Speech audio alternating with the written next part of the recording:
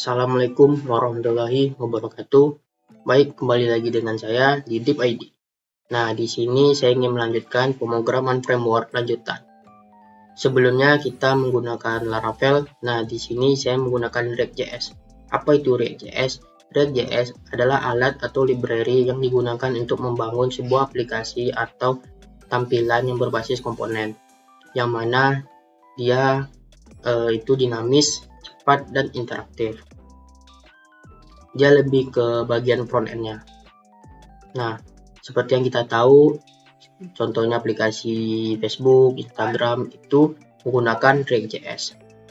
Nah, React.js ini sangat populer karena dia itu mudah, cepat, interaktif, dinamis, dan responsif.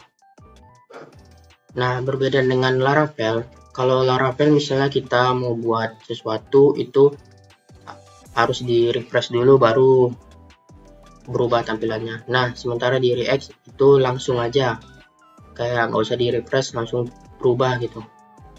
Dia lebih ke utamakan komponen-komponennya.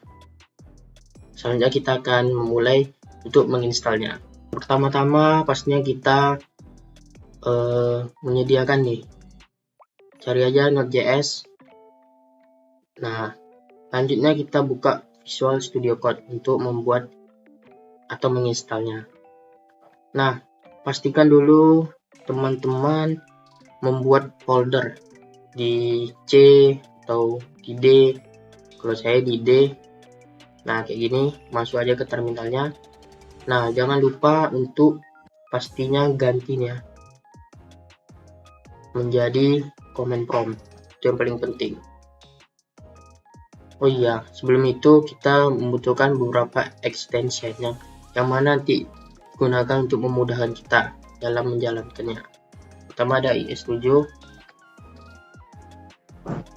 yang ini, lalu Prettier. Nah, ini. Nah, lanjut masuk pembuatannya CMD, terusnya CMD ya. Nah, di sini kita mau ngecek apakah sudah terinstall atau belum. Node. Nah, udah ya. Tuh juga ada versinya. Nah, langsung saja kita buat menggunakan create npm create. Nah, di sini untuk nama aplikasinya atau nama foldernya. Nah, berhubung saya mendapatkan tema fitness atau gym. Nah, saya buat aja lah dulu ya. Ini tip fit template create. Nah, ini proses instalasi.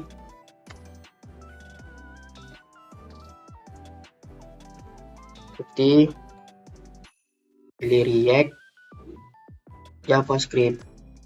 Nah, jika sudah seperti ini, instalasinya done ya. Nah, kita jalankan, kita ikuti aja ke 3 perintah ini. Masuk kita ke foldernya, edit, fit, menggunakan cd, change directory. Lalu kita install React-nya. Nah, ini proses instalasi. Nah, jika sudah nih, udah ada nih 30 package yang tersedia. Nah, lanjut kita buat npm run text, yang mana ini untuk tengok tampilannya ya. Nah, nih berarti React kita sudah berhasil dan folder aplikasi kita juga sudah kita buat, folder sudah terbuat. Nah, inilah untuk membuat React.js-nya. Baik, kita lanjut.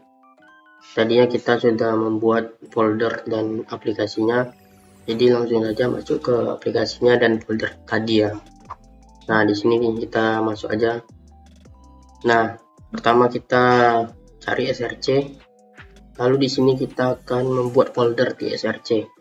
Judulnya ini. Kalau saya di feed atau apalah gitu. Nah, di dalam folder itu kita akan mengisi dia dengan beberapa file.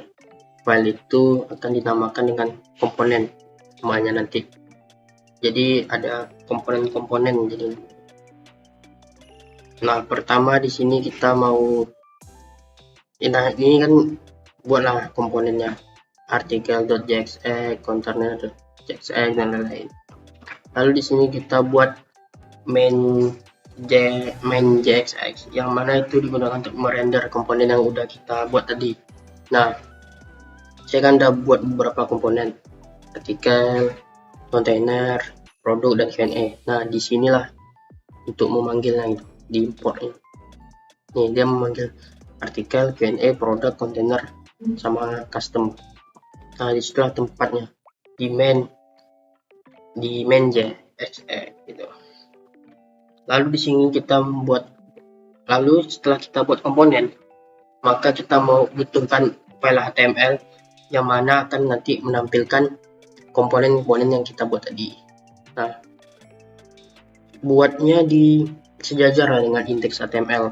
Nah, diklik aja di sini, new file, pastikan sejajar dengan indeks HTML. Nah, ini dia folder HTML yang mana nanti kita bisa menampilkannya. Nah, src folder yang kita tadi kan, main kan. Nah, lanjut,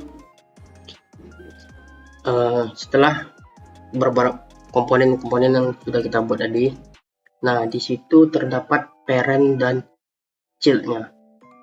Nah, di sini di artikel nih, export default artikel nih dikenal sebagai parent-nya. Nah, ini adalah induknya. Sementara untuk function isi dan lain-lain itu function itu dinamakan dengan child, anaknya. Jadi function ini itu isinya gitu. Nah, bisa juga nih. Nah, di sini kita update ya dengan div. Maka kita akan manggil child-nya. Nah, function isi ini di parent-nya kita panggil, dia akan manggil nih isi dari apa namanya, dari child-nya. Lalu misalnya kita banyak kan function-functionnya, maka juga bisa nih isi banyak-banyak di sini. Misalnya function apa gitu kan, artikel dan lain-lain, maka juga kan bisa dipanggil. Lalu di sini ada komponen dengan JavaScript, yang mana itu seperti yang tadi telah, seperti inilah contoh. Nih komponen dengan JavaScript yang pengolahan komponennya sebelum dikembalikan. Nah, dia kayak gini nih, kayak ini kan tadi apa namanya, sebagai parent kan, ini function ini sebagai child-nya. Jadi dia bisa manggil satu sama lain gitu, tapi nggak manggil satu kayak bar ini. Green Binja ini kan child, tapi dia juga bisa manggil child yang lain gitu. Tapi si Green Binja bisa manggil ini, tapi yang quote ini nggak bisa manggil itu, yang si Binja ini, karena nanti bentrok satu sama lain, jadi nggak bisa, jadi salah satu aja. Dan kalau bisa ditaruhnya di parentnya aja, taruh manggilnya. Selanjutnya ada komponen dengan props. Nah, di sini saya membuatnya di sini, yang mana komponen yang kita buat tadi, masing-masing dia akan menampilkan nilai dari masing-masing function. Lalu kita terapkan props, yang mana nilainya dikirim melalui parent komponen.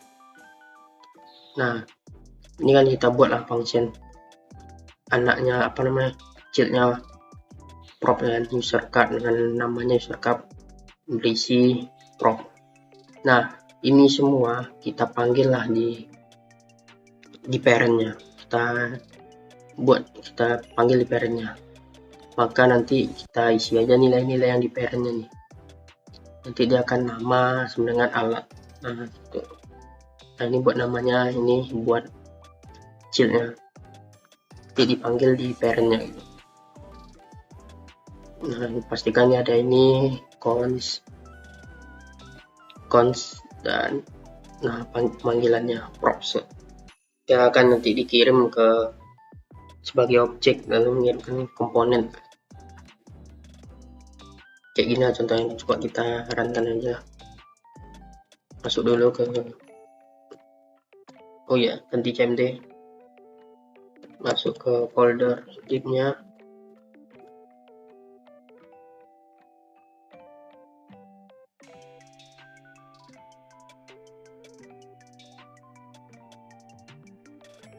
Nah, ini lebih gampang aja daripada Laravel yang mana kita langsung slash saja folder yang tadi, nggak perlu kayak root gitu.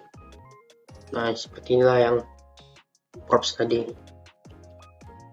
Ini nama untuk nama harganya dan function shieldnya tadi kita panggil di parentnya, dan yang akan menampilkan isi dalamnya. Selanjutnya kita masuk ke nested component. Nah, nested component itu contohnya kontainer, yang mana kita memiliki beberapa child komponen, lalu kita menerapkan komponen artikel atau apa gitu secara dinamis. Ada car 2 gitu kan, nanti dia akan terhubung ke dia terhubung ke function dia terhubung ke parent yang lain gitu. Nah, dia nanti terhubung lah. Contoh kontainer tuh kan di sini saya buat nih judul lah, ini ibaratnya kayak header tuh. Nah, lalu ini putar, dia akan bergabung lah ke dalam ke dalam parent-parent yang lainnya nih melalui pemanggilan di main. Oke. Lalu kita ada penerapan CSS. Cukup simpel untuk penerapan CSS, yaitu dengan klik aja ini, klik kanan, buatlah custom, namanya bebas .css. Nah, isi CSS-nya di sini, dan lalu kita panggil CSS-nya di main import. Lalu untuk gambar, biar ada gambarnya, pastikan gambar kita disimpan di public image. Nah, di sini gambar kita di public di folder image. Nah, lalu kita pilih salah satu yang mau kita kasih gambar. Nah, di sini tinggal panggil aja langsung image, pastikan image. Nah, ini image, nama gambarnya, nama folder gambarnya. Maka dia akan menampilkan gambar seperti inilah.